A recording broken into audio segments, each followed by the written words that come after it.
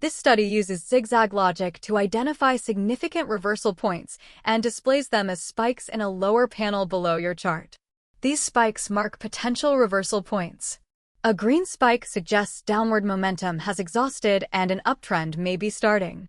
A red spike suggests upward momentum has exhausted and a downtrend may be starting. This study uses a 1.5 ATR reversal threshold, which makes it more sensitive and faster to signal reversals.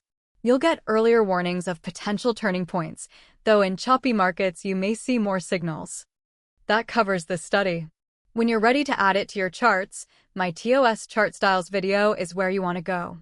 That's where I walk through my complete chart style setups and share the flex grid so you can use these studies too. If you found this helpful, share with your friends, hit the like button and subscribe. Thanks for watching.